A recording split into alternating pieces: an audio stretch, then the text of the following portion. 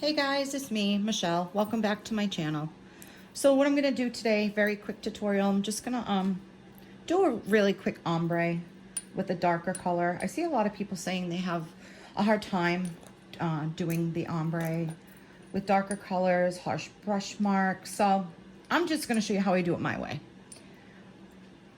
So with my wet brush, because it's not a client, I want my acrylic to stick and not kind of go all over the place. So I'm gonna do that while that's drying. What I have here, it's a, I'll actually show you on the brush. It is my snowy white, which I actually mixed myself. So that's my snowy white. I have pure white.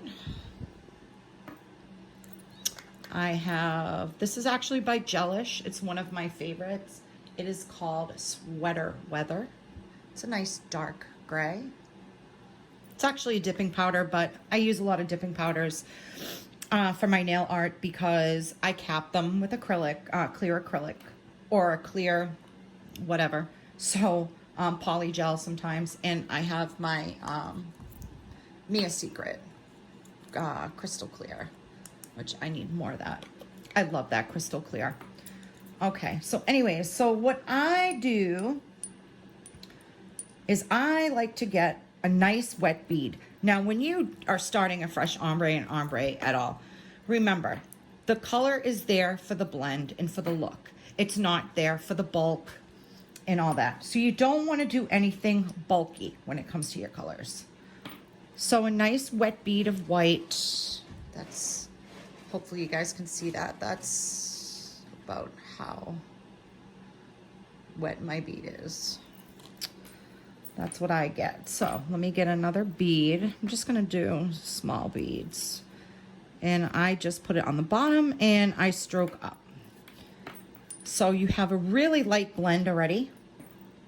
And then I go back again at the bottom, and I don't go up as high because I want that white to be really super opaque at the bottom. So I just get it to where I'm comfortable with it.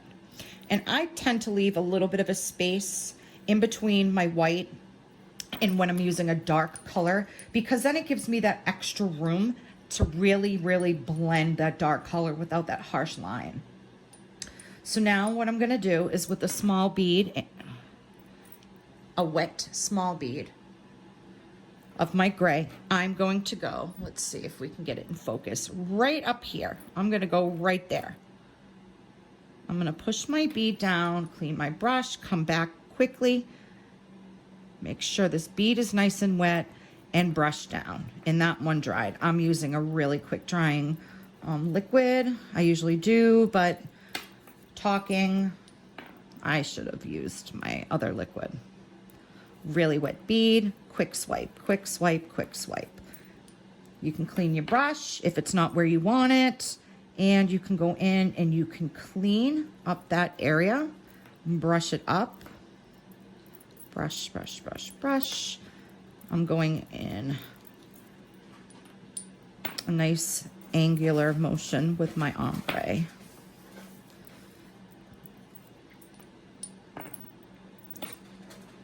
I go up here, up top, and I start building my color upwards.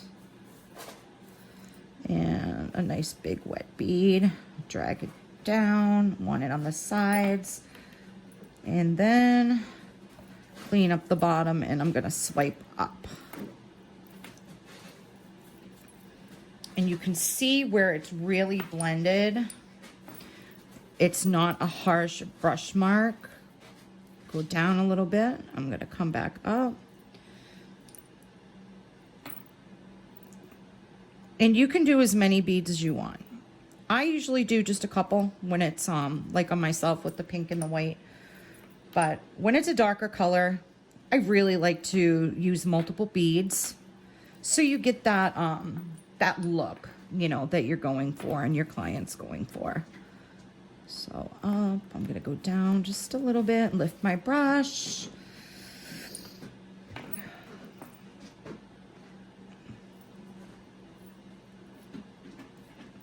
So you have that nice fade down into it.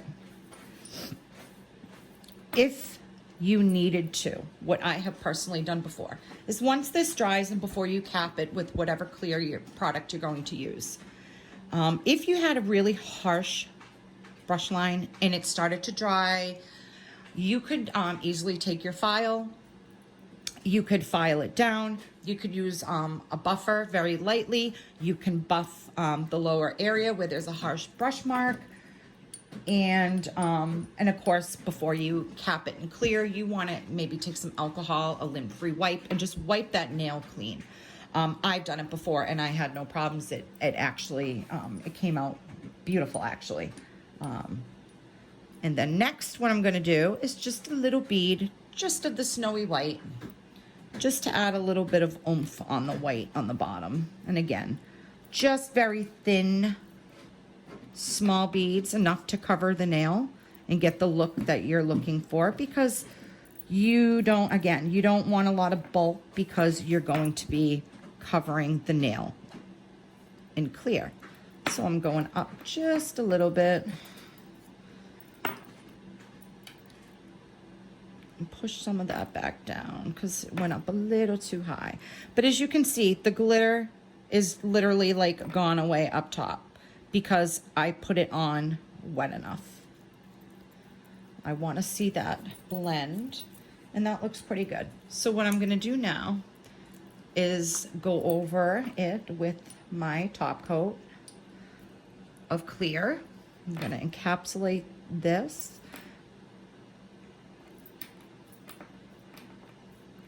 That's much better. Not as much glitter up top.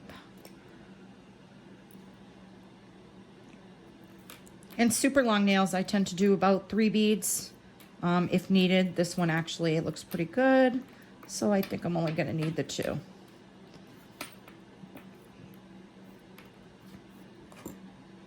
And there you go. So once that dries, you would file and buff it to perfection, put your top coat on. But I'm going to let mine dry and I'll be back to show you the end result. Okay guys, so I did a quick file, quick buff, and top coat. And of course I added some embellishments. Everybody knows my life. I'm extra. Everything's better with glitter. So this is the end result. So you have a nice fade right there. No major harsh brush marks.